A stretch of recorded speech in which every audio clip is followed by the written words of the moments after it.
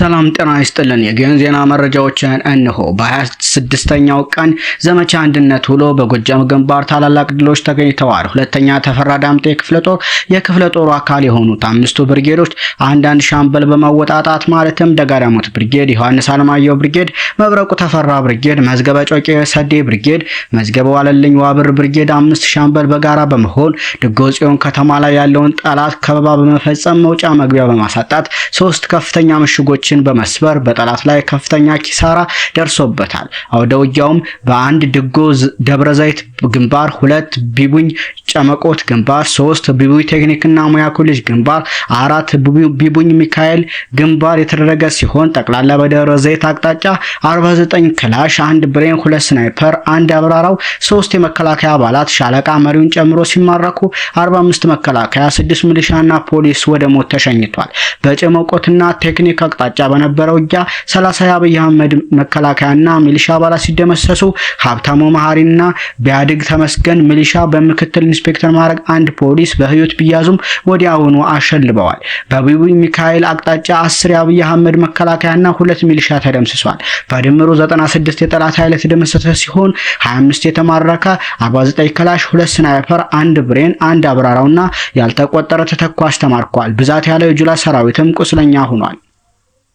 በተያያዘም 8ኛ በላይ ዘለቀ ክፍለ ጦር ስር የሚገኘው አባ ኮስተር ብርጌድ በእነማይ ወረዳ የትመን ከተማ የረዝ ወይራ ጠልማ ቀበሌ ሽፈራው ገርባው ብርጌድ የድኋ ከተማ ሶማ ብርጌድ ጨረቃና ወፍና አብራጅት ቀበሌ ከባድ ውጊያ ሲያካሂዱ ውለዋል።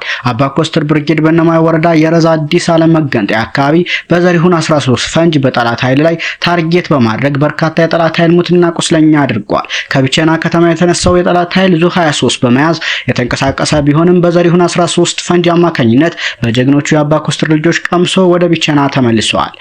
አባ ኮስተር ብርጌድ በእነማይ ወረዳ የትመን 01 ቀበሌ ከባድ ውጊያ አካሂዷል። በየትመን ከተማ ትምህርት ቤት በዘሪሁን 13 የጠላትን ኃይል ታርጌት በማድረግ የጠላት ኃይል ከካምፕ እንዲወጣ በማድረግ እልህ አስጨራሽ ውጊያም ተደርጓል። በየትመን ከተማ ብሬን ተኳሹ ፈላውና ረዳቱን ጨምሮ 6 አገዛዙ ወንበር አስጠባቂ ኃይል ወደ ሞት ሲሸኙ 7 ከባድና ቀላል ቁስለኛ ሆነዋል። በእነማይ ወረዳ ወይራና ጠልማ ተቀራራቢ ቀበሌዎች በተደረገው የማጥቃት ውጊያ 26 ያገዛዙ ወንበር አስጠባቂ ኃይል ሙትን ሲሆን ጌታ ሙሄ የተባለ ሚሊሻን ጨምሮ በቁጥር ያልታወቀ የጠላት ኃይል ቁስለኛ ሆነው በቢቸና ሆስፒታል ጤና ጣቢያ ይገኛሉ። ሶማ ብርጌድ ከሌሊቱ 12 ሰዓት በእናርጅና ናውጋ ወረዳ ደብረ ወርቅ መሽጎ የሚገኘው ጠላት ወደ እነማይ ወረዳ ወይራ ቀበሌ በጉዞ ላይ ሳለ ኬላ ላይ በደፈጣ ኦፕሬሽን 2 ያገዛዙ ኃይል ወደ ሞት ሲሸኙ 3 ቁስለኛ መሆናቸውም ተረጋግጧል።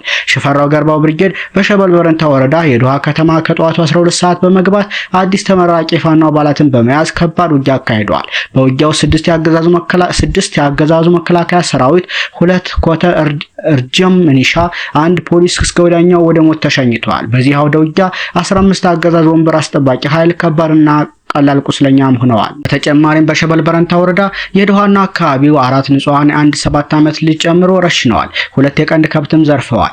እንዲሁ አዲስ ዓለማየሁ 7ኛ ክፍለ ጦር አብራጅት ብርጌድ ወጊል ፈረስ መጋለቢያና ሴጎ በኮርክና ቤተ ንጉስ መካከል ከጧቱ 1 ሰዓት እስከ 7 ሰዓት 45 ውጊያ ሲደረግ ውሏል። በዚህም 28 ጠላት ተስፋዬ የሚባል ሻለቃ መሪን ጨምሮ በስም ያልታወቁ ሻምበል መሪዎችም ተደምስሰዋል። ከ35 በላይ ቁስለኛ ተደርጓል። 3 ጠላት ምርኮኛ ሆኗል። በማቴሪያልም 30 ክላሽ ምርኮ፣ 1500 የክላሽ ተተኳሽ፣ 1000 የብሬን ተተኳሽ እንዲሁም 1 የብሬን ሸንሸልና 1 የዲሽቃ ሸንሸል ተማርከዋል።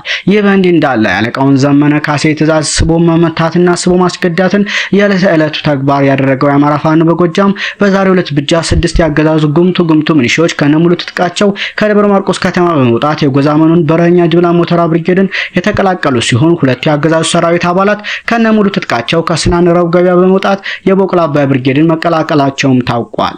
ይህ በእንዲህ እንዳለ በሚያዝያ 4 ተጋድሎም ጎጃም አገው ምድር ክፍለ ጦር ከፍተኛ ጀብድ በመፈጸም አጸዳለሁ ብሎ ፎክሮ የገባውን ወራሪ ቡድን ድምቅ ባለ ወኔ መደምሰስ ችሏል። አጠቃላይ የጎጃም አገው ምድር ክፍለ ጦር አመራሮችና የብርጌዱ አመራሮች አውደ ውጊያውን የመሩ ሲሆን እጅግ መናበብ የታየበት ድንቅ አውደ ውጊያ ተደርጓል። 15 እና 30 የማያልቅበት የዝንጀሮ ቡድን ዛሬም ሌላ ዘመቻ በማወጅ በገፍ የመጣውን አራዊት 360 ዲግሪ ተከቦ መውጫ አጥቶ ሲለበለብ ውሏል። በዚህ አውደ ውጊያም 51 ክላሽ የተማረከ ተማረከ። 10,000 ክላሽ ተተኳሽ ተማረከ። 5,000 ብሬን ተተኳሽ ተማረከ።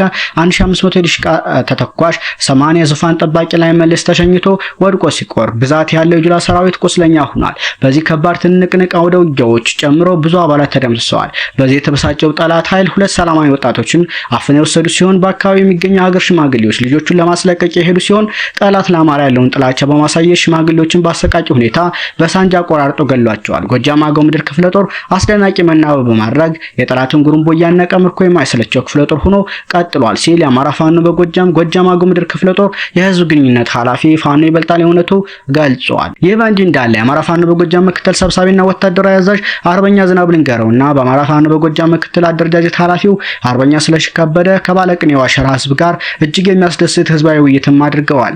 ማህበረሰባችን የምንጊዜ ምሰሷችን ነው። ማህበረሰባችን ቀይ መስመራችን ነው። ህዝብን መቀስቀስ፣ ማስተማር፣ ማደራጀትና ማሰልጠን፣ ማታገል ይቀጥላል ሲሉም አክለዋል። ሰሞነኛ መረጃዎች እነኚህን ይመስሉ ነበር።